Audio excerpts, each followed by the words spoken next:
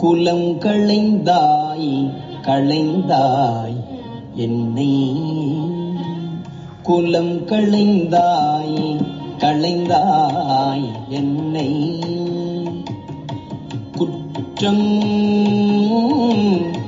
கொற்றச் சிலையாம் குலம் களைந்தாய் களைந்தாய் என்னை, குற்றம் கொற்றச் சிலையாம் விலங்கல் எந்தாய், விலங்கல் எந்தாய் விட்டிடுதே கண்டாய் பொன்னில் மின்னு ஒன்றை அலங்கல் அந்தாமரை மேனி, அலங்கல் அந்தாமரை மேனி அப்பா ஒப்பிலாதவனே, அப்பா அலங்கல் அந்தாமரை மேனி அப்பா ஒப்பிலாதவனே,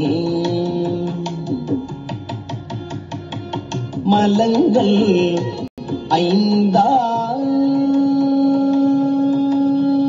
மலங்கள் ஐந்தால் சுழல்வன், மலங்கள் ஐந்தால் சுழல்வன், மலங்கள் ஐந்தால் சுழல்வன், தயிரில் பொரு மத்துரவே, தயிரில் பொரு மத்துரவே,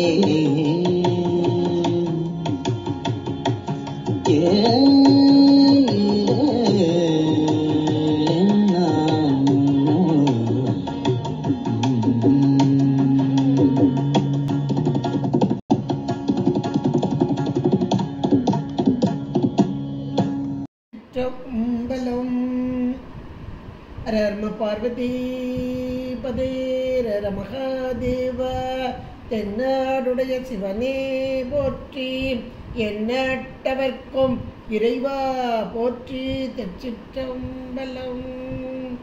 ஒழியான திருமேனி உமிழ்தான மிகமேவும் கழியார வரும் யானை கடல் நாழோ மரவாமல் அழியழு மல தூவும் அடியார்கள் உளமாற வழியாகும் வலிதாய வினை கூட நினையவே. திருச்சிற்றம்பலம்.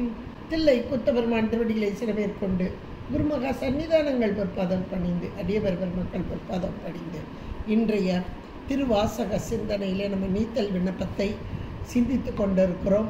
அதில் இன்றைக்கு 29வது பாடல். போன தடவை 28 புலன்கள் திகைப்புக்கு ஐம்புலன்களை பற்றி சொன்னார்.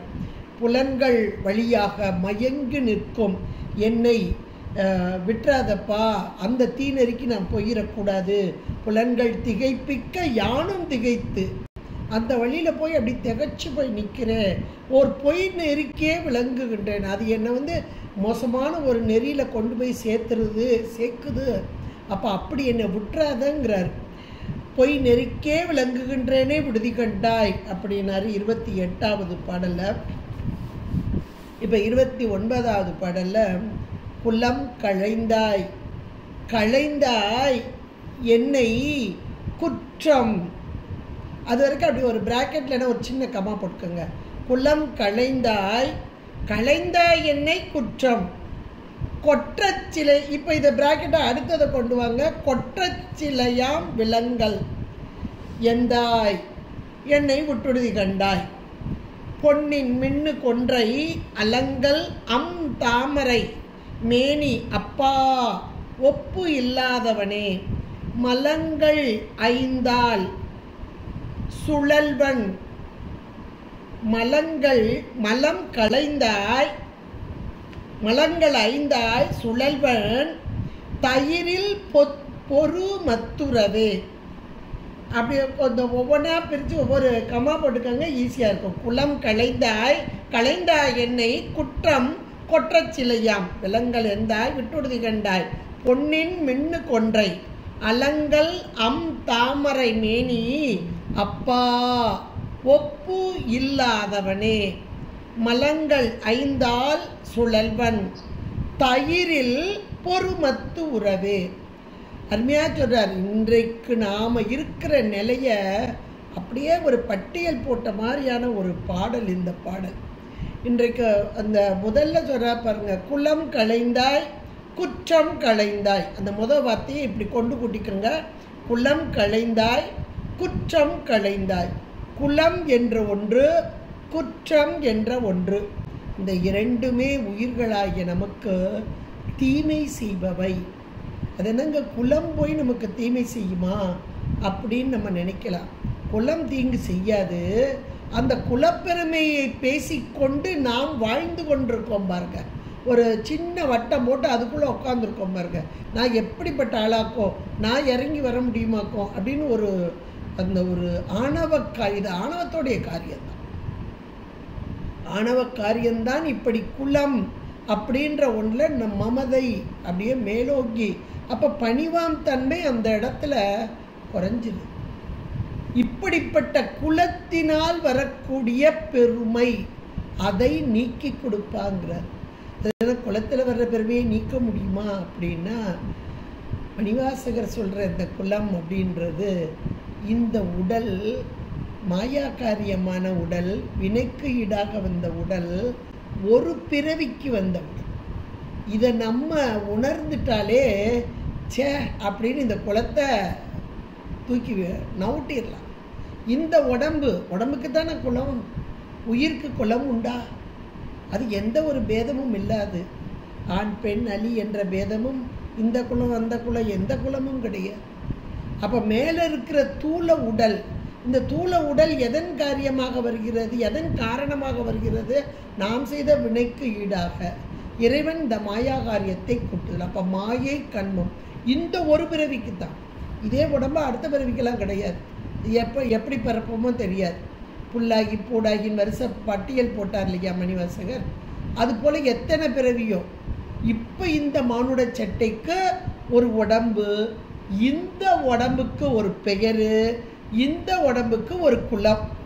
இந்த குலம் இந்த ஒன்று அது எவ்வளவு காலம் நமக்கு தெரியுமா? தெரியாது. எவ்வளோ காலம் இருக்க போகிறோன்னு தெரியாது. இதில் இவ்வளவு பெருமை பேச ஆரம்பிக்கிறோம். அப்போ குலப்பெருமை அப்படின்றது இந்த தேகத்திற்கு உரியதான இந்த குலப்பெருமை. அதுலேயும் கூட நல்ல குலத்தில் பிறந்திருக்காப்பா அப்படின்னு நானும் கூட அடிக்கடி உங்கள்கிட்ட சொல்லியிருக்கேன். குலம் என்பது இது இந்த பிராமணார் பிள்ளைமார் நாடார் அப்படின்ற குலம் எடுக்காதீங்க. நல்ல குலம் தீய குலம் ரெண்டு எடுத்துக்கலாம், கண்டிப்பாக நம்ம எடுக்கணும். அப்போ நல்ல குலம்னா என்னங்க அப்படின்னா, நமக்கு திருவம்பாவையிலே அவர் அழகாக சொல்லிட்டாரு, அன்னவரை என் கணவர் ஆவார் அவர் உகத்து. அப்போ அன்னவரை என் கணவர்னா எனக்கு வரப்போகிற கணவனார் எப்படி இருக்கணும் அப்படின்னா, ஒரு அடியாராக இருக்க வேண்டும். அப்படி இருந்துட்டால் எனக்கு இந்த சூரியன் எந்த பக்கம் உதிச்சான்னு எந்த பக்கம் மறைஞ்சான்னு எது எப்படி இருந்தாலும் எனக்கு எந்த கவலையும் இல்லை. நிம்மதியாக இருக்கலாம், கவலை இல்லாமல் இருக்கலாம், நிம்மதியாக இருக்கலாம். யோசிச்சு பாருங்க. அப்போ குலம் என்பது மேலான ஒரு குலம் உண்டு. எது என்றால் இறைவனை சதாகாலம் துதித்து வணங்கக்கூடிய அடியார் குலம். இறை வழிபாடு இல்லாத தீய குலம், அது நல்ல குலம், இது தீய குலம். அப்போ நல்ல குலத்தோடு நாம் சேர வேண்டும். இந்த குலப்பெருமை நமக்கு வேணும். இருமாந்திருப்பன் கொலோ ஈசன் பல்கணத்தென்னப்பட்டு அப்படின்னு சொல்வார். அப்போ இருமாப்பு, அப்போ அந்த பெருமை வரலாம். எப்போ? குலப்பெருமை. என்ன குலப்பெருமை? அடியார் குலத்தில் நான் இருக்கிறேன். இறைவனுக்கு அடியாராக தொண்டு செய்பவனாக, இறைவனையே நினைந்து உருகுபவனாக இந்த கூட்டத்திற்குள் நான் இருக்கிறேன் என்று இருமாந்து இருப்பன். அதில் வரலாம் இருமாப்பு. ஆனால் இந்த உடம்பு வினைக்கு ஈடாக சில காலம் கொடுக்கப்பட்ட உடம்பு, இதுக்கு வந்த குலம், இந்த குலத்தில் பெருமை பேசுவதா அப்படின்னு அழகா அந்த வார்த்தையை கொண்டு வர்றாரு. குலம் களைந்தா, இதனால வரக்கூடியது என்னை தாக்கி விடக்கூடாது அப்படின்றத ரொம்ப அழகா நமக்கு எடுத்து சொல்றார். இது ஆணவ மலத்தின் காரியம்தான். அறியாமை, நமக்கு தெரியல. அறியாமைனா என்ன தெரியல. எது தெரியல? இது மாயை, வினைக்கு ஈடான மாயா தனு அப்படின்றது தெரியல. அந்த தெரியாத காரணம் உள்ள இருக்க மலம். உள்ள இருக்க மலம் ஆக்டிவேஷன் ஆகிக்கிட்டு இருக்கு. அதனால என்னை அறிய விடாமல் செய்து கொண்டு இருக்கிறது. அப்ப இது ஆணவ மலம். இதுக்கு மூல காரணம் என்னது? ஆணவ மலம் தான். இங்க வெளிப்பட்டு தெரிவது எது? மாயை கண்மம். ஆனால் உள்ளுக்குள்ள உண்மைக்கே காரணம் எது? இந்த சின்ன பிள்ளைய விளையாண்டுட்டு இருக்கும் போதே ஒன்று தப்பு பண்ணும், ஏதோ ஒரு தப்பு பண்ணுதுன்னு வைங்களேன், போய் அதை எடுத்துட்டு வா அப்படின்னு அங்கே உட்காந்து ஒரு பிள்ளை இதை தூண்டி விடும். இது போய் கொட போய் எடுத்துகிட்டு வந்துடும். ஏன்னா இந்த பிள்ளையோட குணம் அதுக்கு தெரியும். நம்ம சொன்னால் அது தட்டாது, இது யோசிக்காது, அது பாட்டு செய்யும் அப்படின்னு. ஆனால் உண்மைக்கே காரணம் யாருன்னா அங்கே உட்காந்துருக்கு. நல்ல விவரமான தாய்னா கண்டுபிடிச்சிருவா, இதுக்கெல்லாம் அந்த உட்காந்துருக்கு பாரு, அங்கேருந்து தூண்டி விடுறது, இது இங்கே செய்கிறது அப்படின்னு. நம்ம வீட்டில் சாதாரணமாக பார்ப்போம் பாருங்க சில விஷயங்கள். இதே போல ஆணவம்ன்ற ஒன்று உயிர் அறிவை மறைத்து கொண்டு ஒன்றைய அறிய விடாமல் செய்கிறது மட்டும் இல்லை, இந்த மாயை கண்மங்களோடு கூடி நின்று திரிபாக ஒன்றை வேறொன்றாக, அதான திரிபு காட்சி. இன்னைக்கு திரிபு காட்சியில் தான் உட்காந்து கிடக்கும். இது திரிபு காட்சி.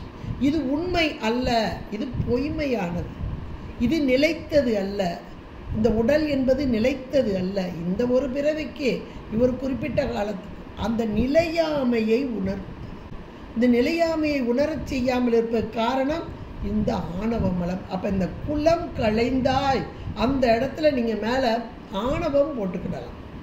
ஏன்னா இந்த ஆணவத்தை நீக்கிறது நம்ம வேலை இல்லை, நம்மளால் முடியவும் செய்யாது.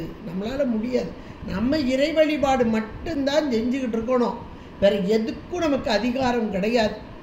ஆனால் இறைவன் நாம் இறை வழிபாடு செய்ய செய்ய செய்ய இந்த மலத்தை களைந்து கொடுப்பான். களைதல் என்பது காரியப்பட்டு வராமல் நிற்றல். காரியப்படும் போது தான் இங்கே ஐயம் திரிபாக வருது. இந்த இடத்துல திரிபு காட்சி தான். அப்போ ஒன்றை வேறொன்றாக மாற்றி காண்பித்தல், இதுவே உன்னுடையது. எப்பேற்பட்ட நீ குளத்தில் பிறந்திருக்க, எப்படி இருக்கணும் நீயே அப்படின்னு சொல்றது பாருங்க, இது திரிபு காட்சி. அப்போ குலம் என்பது அடியார் கூட்டத்தோடு இருக்கும் அந்த நற்குலம். என் அம்மை சொல்வார், நற்கண பெய்களுள் ஒன்றாகும் பேரு பெற்றேன். நற்கண பெய்களுள் ஒன்றாகும் பேரு. அப்போ யோசிச்சு பாருங்க, எது குலம் உண்மைக்கே அப்படின்னா அந்த இறைவனை வணங்கும் கணங்கள். அது பேய்க்கூட்டம் ஆனாலும் கூட நற்கண பேய் அப்படிங்கிறார். அப்போ இதுதான் உண்மையான குலம். ஆனால் இந்த எடுத்த தேகத்திற்கு நம்ம இப்போ எடுத்திருக்கோம் பாருங்க, இந்த பிறவிக்குன்னு இந்த தேகத்தில் உள்ள இந்த குலம், இது மாயை காரியமே. இந்த மாயை என்பது சில காலத்துக்கு நம்பொருட்டாக வினைக்கீடாக கொடுக்கப்பட்டது என்பதை உணராமல் இருக்கும் ஆணவத்தின் காரியமாக. அப்போ அந்த ஆணவம் காரியப்பட்டு வராமல் எனக்கு இந்த குலத்தை களைந்து கொடு இந்த வார்த்தையை சொல்றார். குலம் களைந்தாய் அப்படின்னு முதல் வார்த்தையை சொல்றார். அடுத்தாப்புல குற்றம் களைந்தாய்ங்கிறார். ரெண்டாவது குற்றம் களைதல். முதல்ல குணம், ரெண்டாவது குற்றம். அப்ப குற்றம் என்பது என்ன அப்படின்னா மனம் மொழி மெய்களால் இங்கே நிகழ்த்தப்பெறக்கூடிய தீங்குதான் குற்றம். இன்றைக்கு நாம் செய்து கொண்டு இருக்கிறோம். எது அப்படின்னா மனம் மொழி மெய்களால் நமக்கு கொடுக்கப்பட்ட மாயா காரியமாகிய இந்த மனம், அந்த கரணங்களில் ஒன்றான ஒன்று. அப்புறம் மொழி, இது வாக்கு.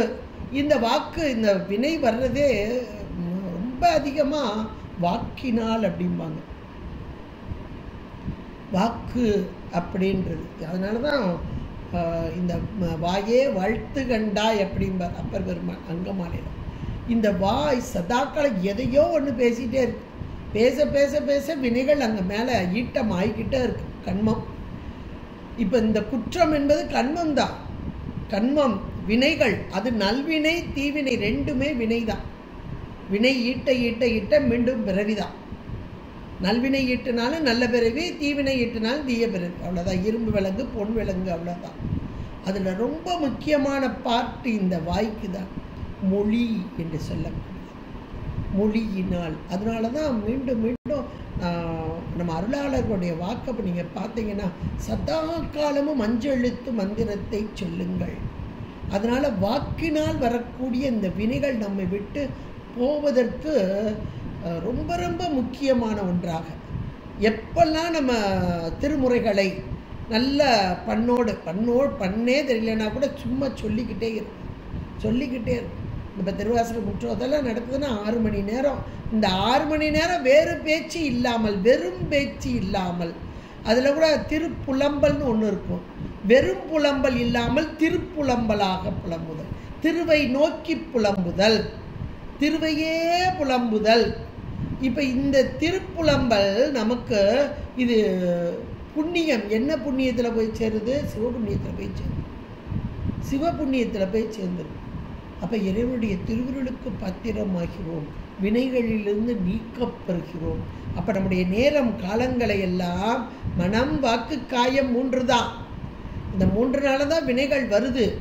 அதில் இந்த வாக்கு அப்படின்றத நாம் வினைகள் இந்த வாக்கினால் வருவதை நீக்கணும்னா இந்த வாக்கு முழுவதும் இறை நாமமாக அல்லது தோத்திரங்களாக அல்லது சாத்திரங்களாக. வாய் சதாகாலம் எனக்கு வாய் மூடாதுப்பா, எதையாவது பேசணும். அப்போ தோத்திரத்தை பாடிக்கிட்டே இரு. எது தெரியுதோ பாடு, தெரிஞ்சதை பார்க்காம பாடு, தெரியாததை பார்த்துக்கிட்டே பாடு. நேரம் கிடைக்கும் போதெல்லாம் பேசு, இறை நாமத்தை பேசு, இறைவனுடைய பெருமைகளை பேசு. அப்போ சிவபுண்ணியமாக இதே வினைகள் நல்வினை இருக்கட்டும் ஒரு பக்கம், அது மீண்டும் பிறவி. ஆனால் சிவபுண்ணியமாக சேர்ந்துருமே. கொஞ்சம் யோசிச்சு பாருங்க. நம்ம ஒரு 5 நிமிஷம் நேரம் கிடைச்சாலும் நம்ம பற்றி தானே புலம்புறோம். ஐயோ எனக்கு இப்படி வந்துச்சு, அப்படி வந்துச்சு, என் பிள்ளைனால எப்படி வந்துச்சு, இதைத்தானே புலம்புறோம். யோசிச்சு பாரு. இது வெறும் புலம்பல், வெறும் புலம்பல், வினைக்கு ஈடான புலம்பல். மீண்டும் மீண்டும் வினையை இழுக்கும். இதே நேரத்தில் நல்ல ஒரு சிந்தனை. இப்போ 10 நாளாக பாருங்க, திருவாவடுதுறையிலேருந்து குறிங்க ஞானசம்பந்த பெருமான் குரு பூஜை, அதுக்கு ஒவ்வொருத்தரும் பேசுகிறாங்க. இப்போ நேற்று அவங்க அப்படி பேசுனாங்க தெரியுமா, எதை பற்றி பேசுனாங்க தெரியுமா, அதில் குஞ்சித பாதையா பேசுனாங்க பாருங்க. அதனால எப்பா என்ன ஒரு அருமை. ஆனால் இந்த கோணத்துலலாம் அடியேன்னு கேட்கல. நீங்கள் கற்றுக்கீங்களா எனக்கு தெரியலை. அடியேன்னு இந்த கோணத்திலேயே நான் கேட்கலை. அவருடைய இசை, அதாவது சாதாரணமாக வாக்கும் வாழ்வும் அப்படின்னு நம்ம பேசுவோம் அல்லது கேட்டிருக்கோம். நம்ம ஞானசம்பந்த பெருமான் வாக்காக நல்ல பன்னிசையில் கொடுத்துருக்கிறாரு. இந்த இவ்வளவு பண்ணில் கொடுத்துருக்கிறாரு. அந்த பன்னிசையை அவ்வளவு அழகாக எடுத்து சொல்கிறாங்க. அசை என்றால் அசைத்தல், இந்த நாக்கு அசைத்தல், தோடுடைய செவி, தோடுடைய. அப்போ அந்த நாக்கு எப்படி அசைது பாருங்க. அப்போ அந்த ஒவ்வொரு அசைவுக்கும் நேராக நிறையாக, நேரசை நிறையசை. அப்புறம் அந்த ஒவ்வொரு காய்ச்சீர் மாச்சீர் இப்படி ஒவ்வொன்றா கொண்டு இதோட ஒன்றொன்னா கனெக்ஷன் பண்ணி அப்படி வந்தால் என்ன பலன்.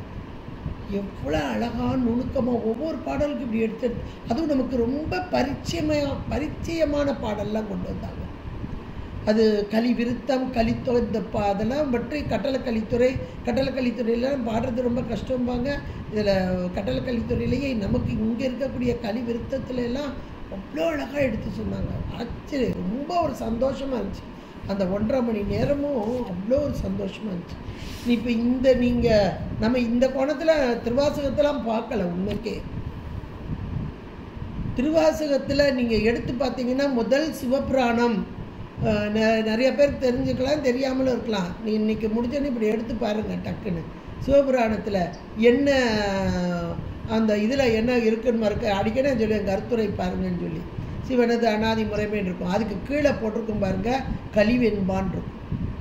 அப்போ அந்த இலக்கணம், இந்த இலக்கணத்துக்கு ஏற்றதான அந்த தன்மை, அந்த பாடலில் உள்ள தன்மை, அது அவ்வளோ அழகாக சொன்னாங்க. ரொம்ப ரொம்ப ரொம்ப நல்லா இருந்தது. அப்போ நம்ம இந்த கோணத்துலலாம் கேட்குறதுக்கு வாய்ப்பு இல்லை. நம்ம சாமி என்னைக்கு கொடுக்குறாரோ அன்னைக்கு தான் கேட்க முடியும். ஒரு பக்கம் இறைவன் திருவுருள் கூட்டும் போது இதெல்லாம் விடாதீங்க. தயவுசெய்து இது முடிஞ்ச பிறகு அந்த அவர் பேசுனது ரெக்கார்டிங் தான் இருக்குது அதில். அதனால் அதை போட்டு கேளுங்க குஞ்சித பாதையோட. அவ்வளோ அருமையாக கேட்குற மட்டும் இல்லை, நோட்டில் அப்படியே எழுதுங்க. எந்தெந்த பாடலை சொன்னாங்க, எதெல்லாம் சொன்னாங்க, நேரசை நிறையசை, அதில் ஒவ்வொன்றையும் தேம புளிமா இதெல்லாம் ஒவ்வொன்றா சொன்னாங்க.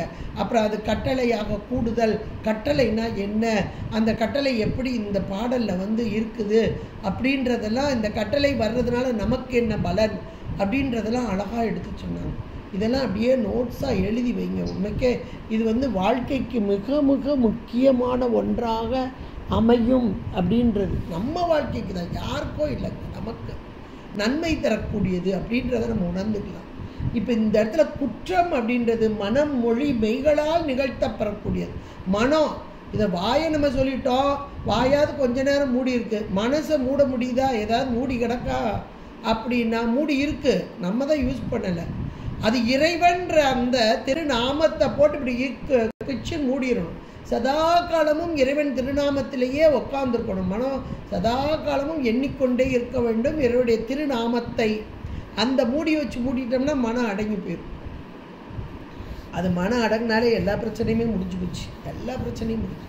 மனம் அப்படியே எதையோ சிந்திக்க சிந்திக்கத்தான் இன்னைக்கு பெண்கள் நிறையா பேருக்கு முதுகு வலி,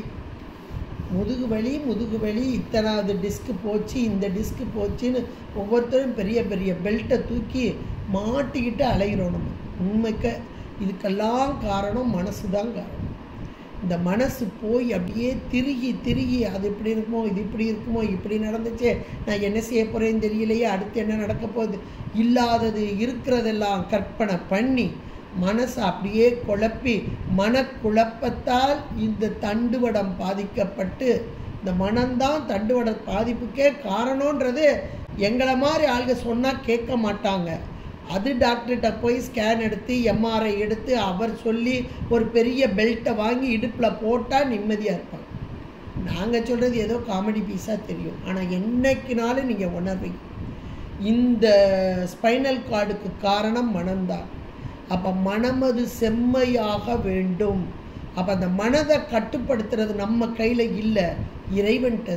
இந்த பொறுப்பு அப்படியே இறைவன்கிட்ட கொடுத்துரும், அவர் பார்த்துக்கிடுவார். அப்போ இறைவனை நாம் எப்படி வழிபடணும்? கோயிலுக்கு போகணுமா, விரதம் இருக்கணுமா, காலையிலேருந்து சாப்பிடாமல் இருக்கணுமா, இல்லை பூவெல்லாம் நிறைய பறிச்சுட்டு வந்து போட்டுக்கிட்டே இருக்கணுமா?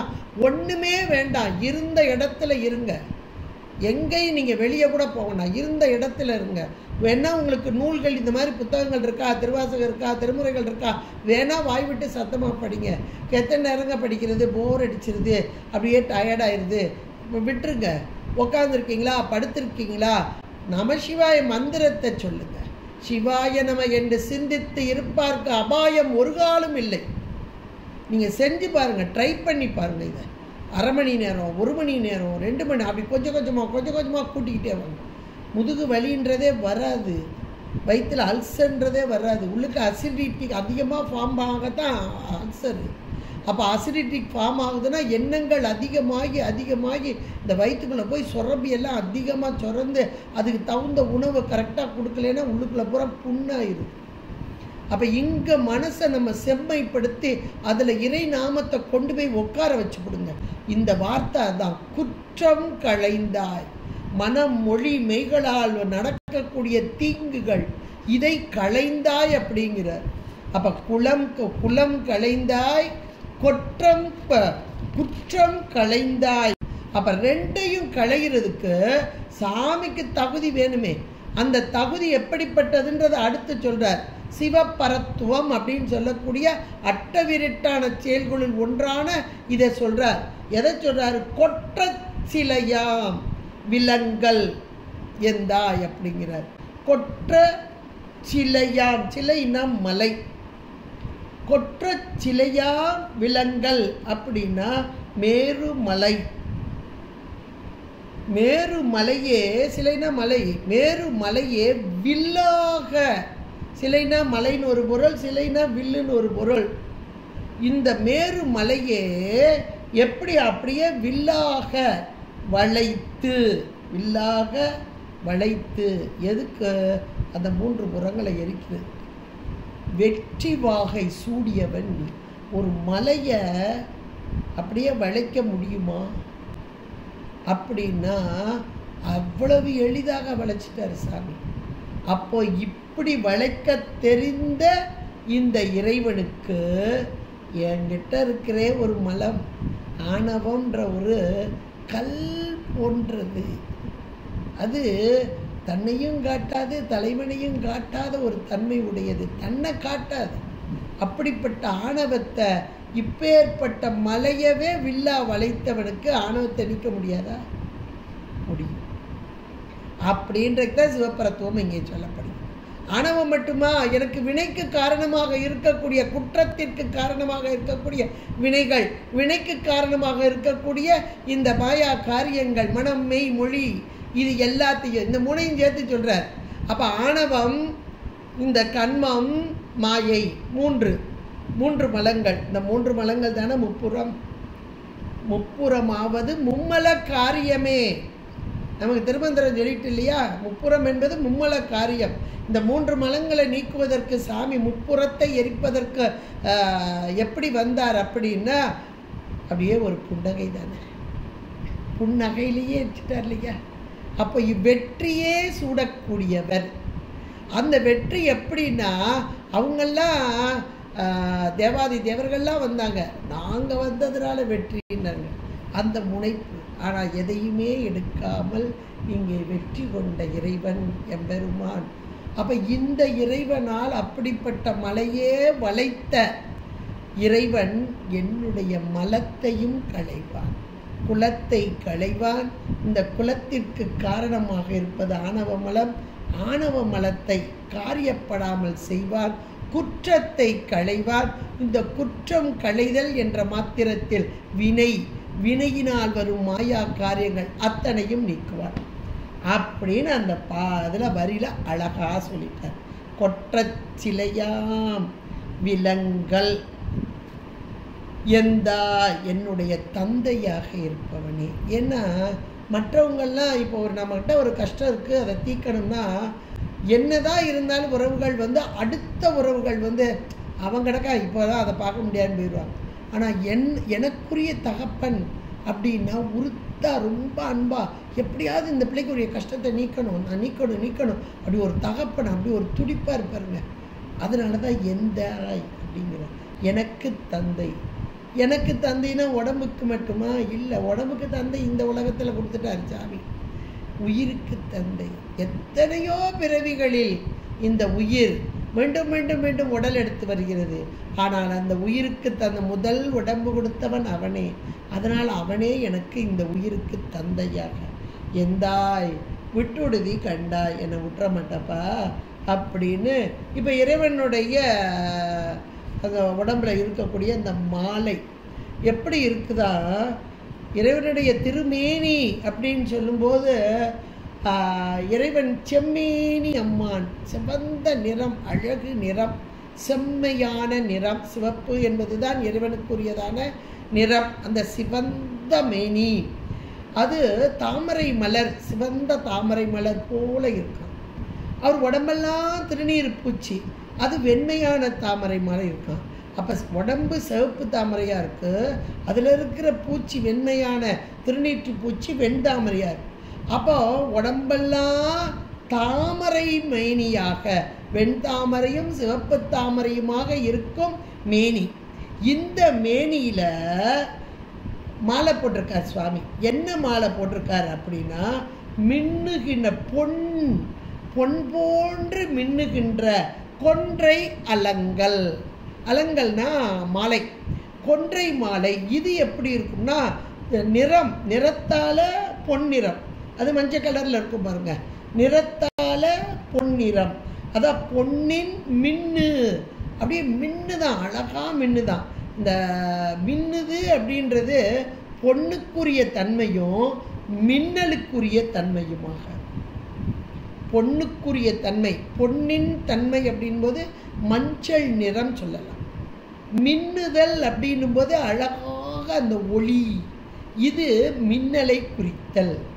அப்போ ஒளியான அந்த திருமேனி, பொன் போன்ற திருமேனி, பொன்னார் மேனியனேங்கிறார் இல்லையா, அந்த பொன் போன்ற திருமேனி, செம்மையான திருமேனி, சிவந்த நிறம் கொண்ட, அதான் தாமரை மலர், சிவந்த நிறம் கொண்ட திருமேனி, அதில் பூசியிருக்கும் வெந்நீர் வெண் தாமரை போன்று நிறைந்த திருமேனி.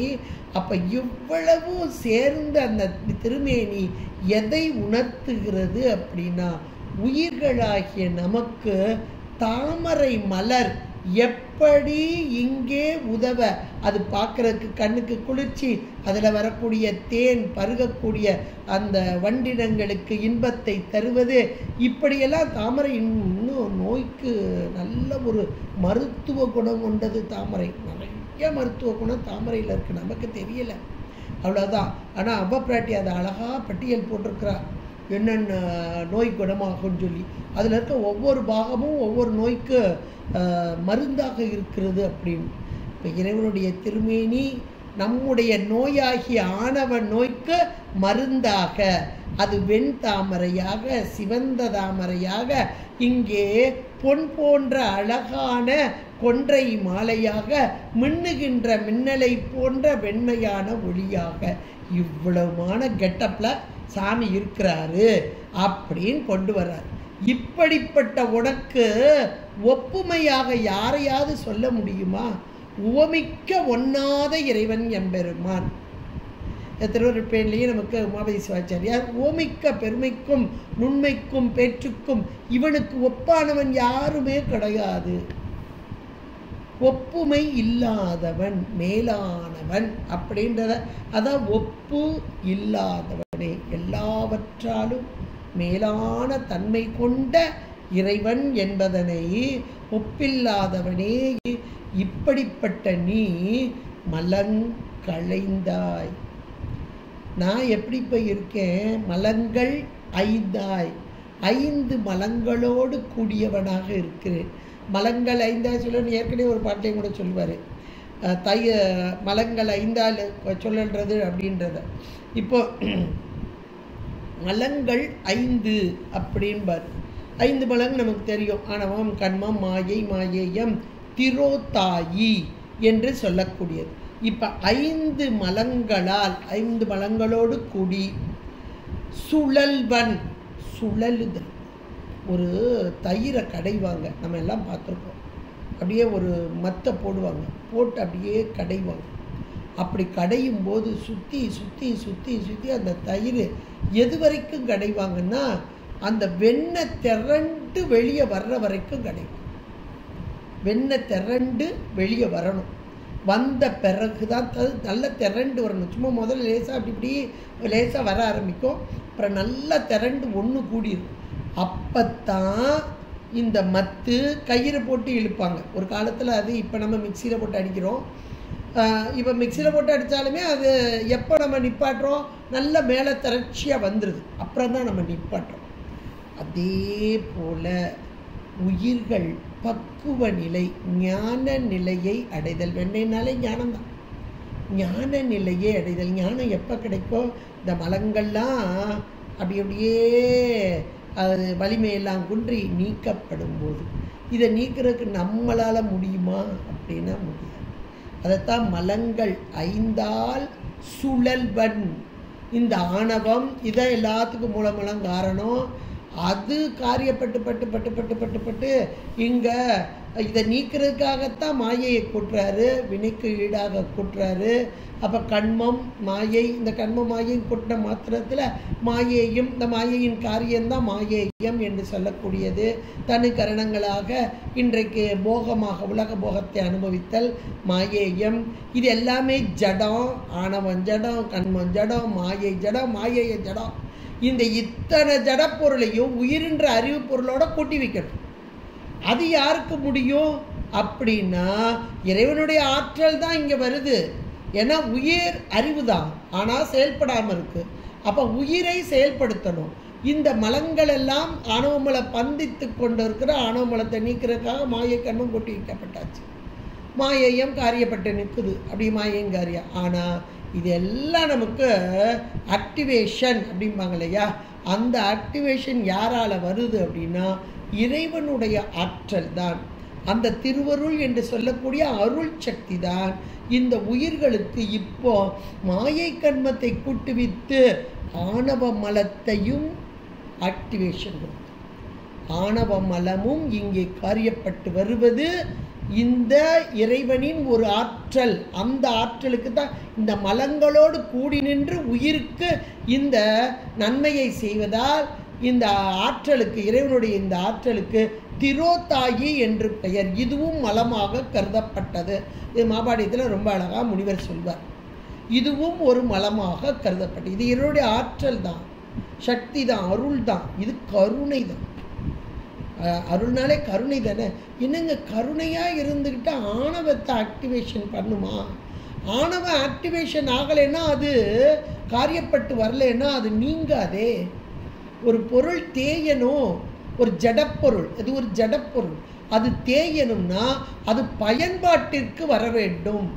இந்த பயன்பாட்டிற்கு ஜடப்பொருள் தானாக பயன்பாட்டிற்கு வராது. உயிருடைய அறிவோ செயல்படாமல் இருக்கிறது. அப்போ செயல்படுத்த வருதல் என்பது இறைவனுடைய ஆற்றல், அருள்.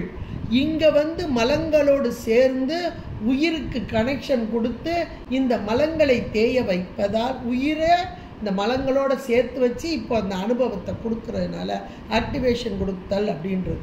இப்படி கொடுக்கறதால இதற்கு திரோதாயி என்ற இந்த ஆற்றல், இது ஒரு அருளாற்றலே.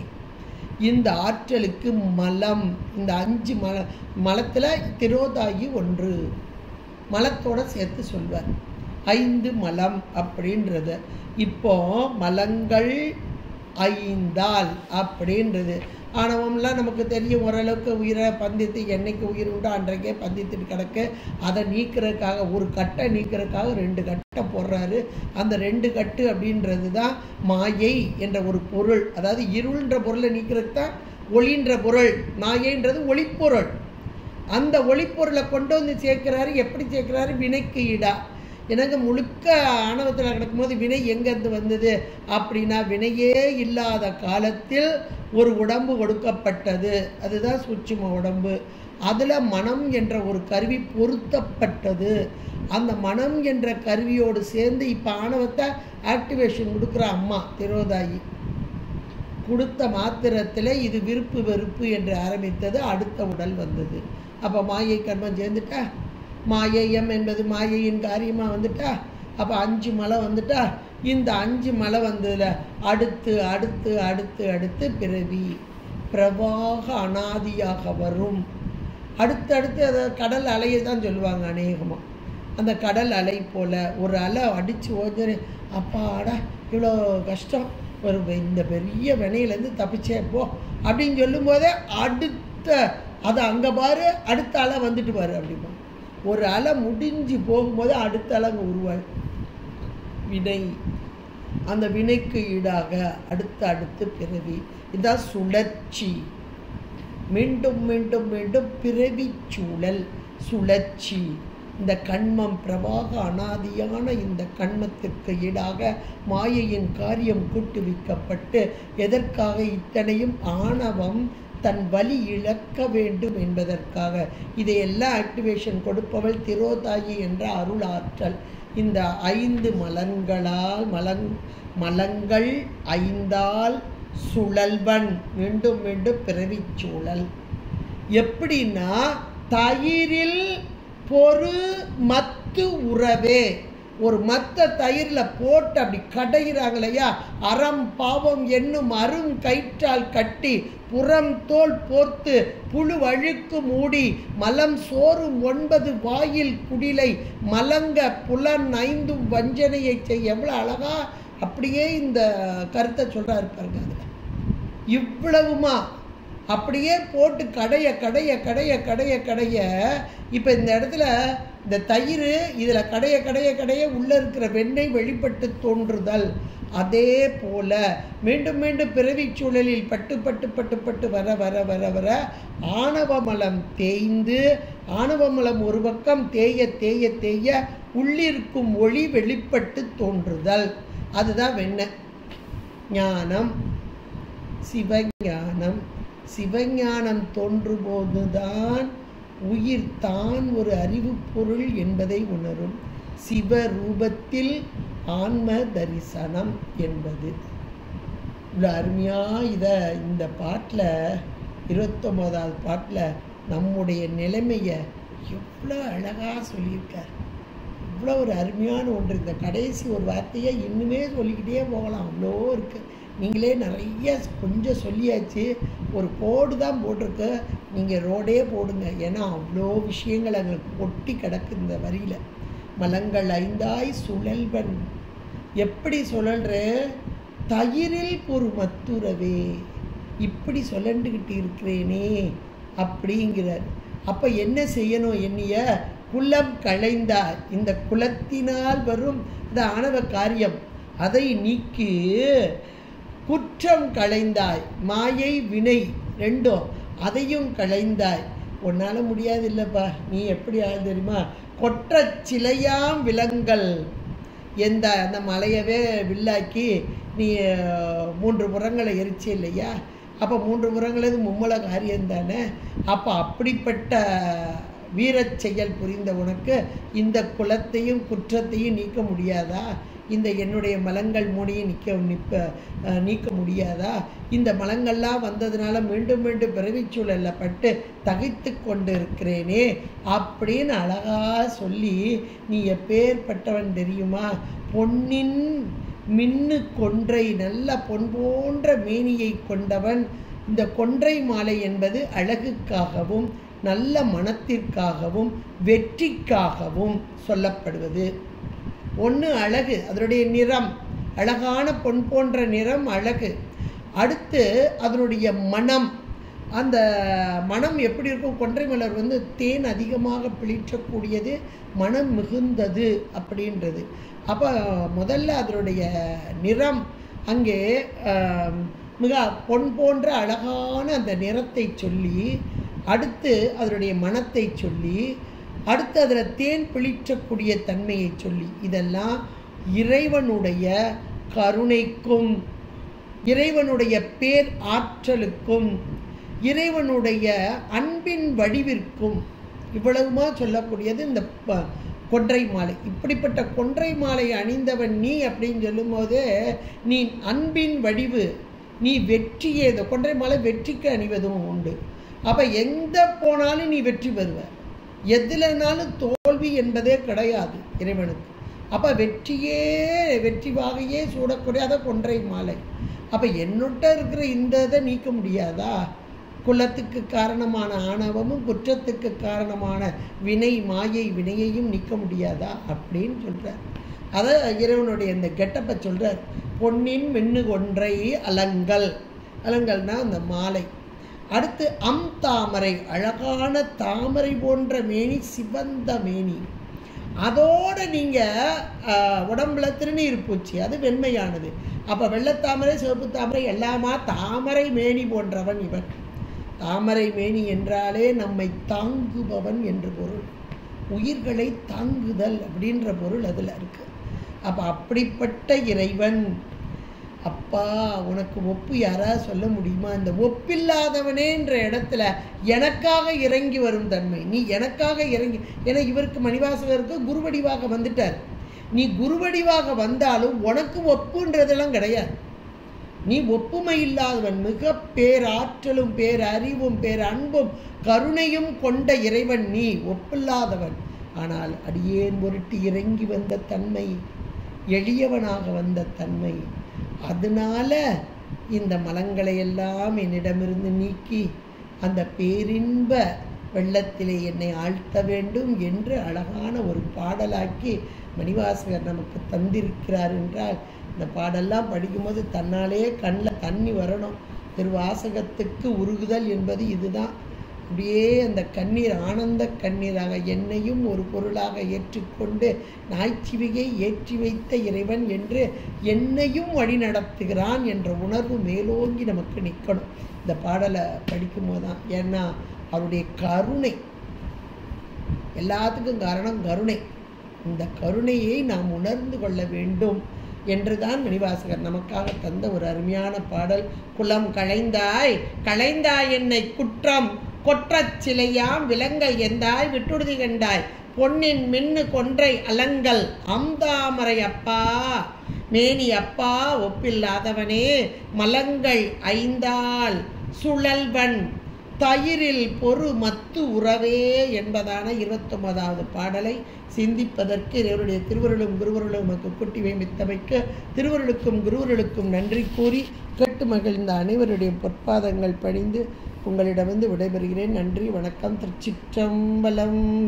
ஹர ஹர பார்வதி பதே ஹர ஹர மகாதேவ.